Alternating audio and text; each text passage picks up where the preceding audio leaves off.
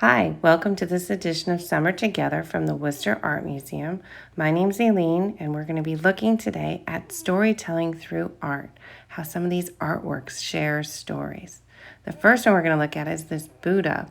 He's surrounded by pictures or images that show important times in his life. The first time he gave a sermon's on the upper right, his birth is on the lower left, and so this artwork tells the story of Buddha's life through his image.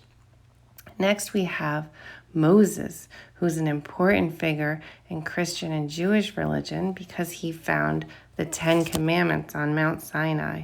And you'll see this artwork doesn't have any of the writing of those rules to live by. It just has the art, the image of what this man might have looked like and what he found. Next, we move into some myths and the story from the Aeneid, which is an ancient Roman poem. Venus, the god of love, appeals to her husband Vulcan, who's the god of metalworking, to make armor for their son. And that's what you see in this great image where they're surrounded by metal. Next, we have St. George, and he appears in 3 different artworks we're going to look at today. And St. George was an important story of a man who slayed a dragon to save the life of a princess. This was supposed to have happened in what's now Libya. And George becomes famous for this work and becomes a patron saint of England and becomes really famous. And you see this through the artwork. There's all these different versions. This is the Japanese version of that story. And so it becomes popular to share these stories. Next, if you've heard of manga or comics or graphic novels originating from Japan, most manga were originally just comics or cartoons from Japan, and that's another way to tell a story. These are some great ways to tell a story, is just to look at some different artworks. And here we have these imaginary prisons that were drawn by Piranesi. And these are really great to look at because look at the detail here. You can just imagine the different stories of how these people ended up in this building and what they're doing. Sometimes you see lions in these. Another artwork that has a great story to it is the Shipwreck. And here we see this really large painting. And we're going to see, what do you think is happening here? You can see the ship. Now you'll see the people in this close-up. And so this story is really anything you can imagine. You can think what the artist was trying to capture by showing this scene. Hi. So next I have my friend Helmet with me here, our mascot at the museum.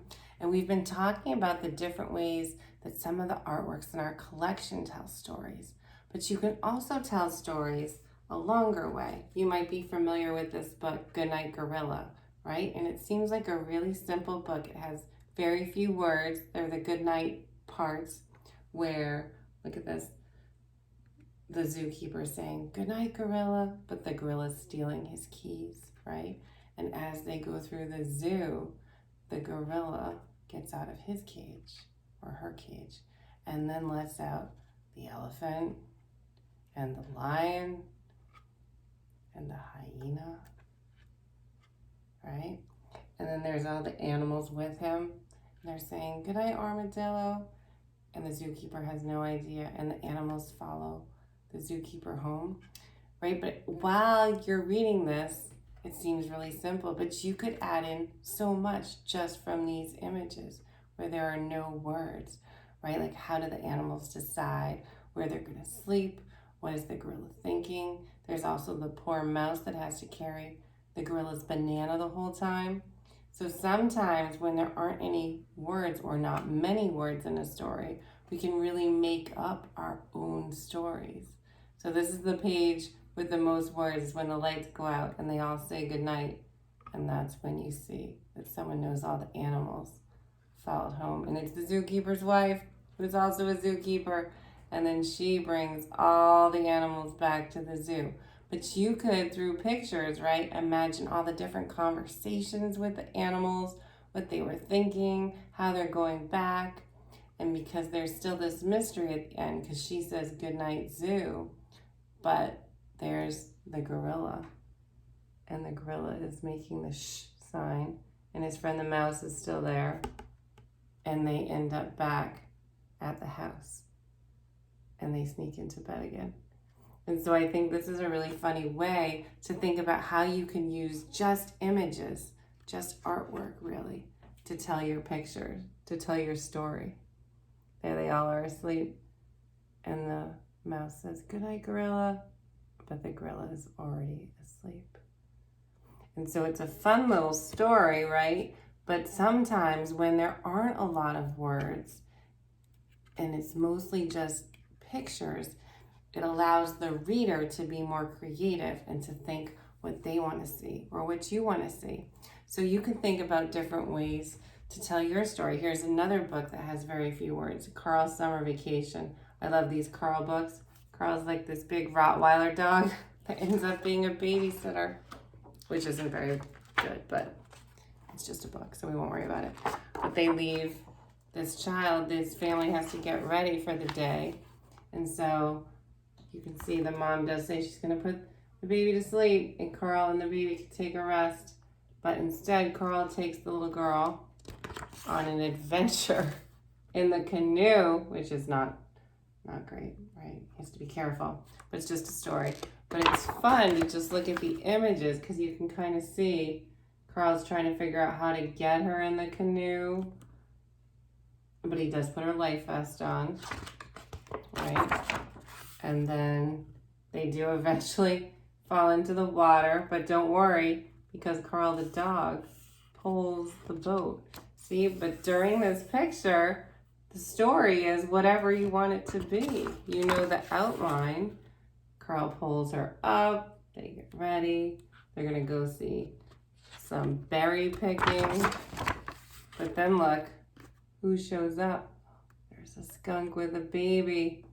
And so they have to run away. And all these stories are told just by the pictures.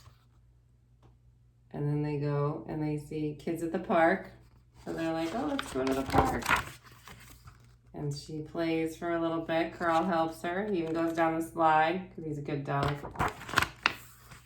And then they find this baseball game. And Carl sees the ball. And when a dog sees a ball, right?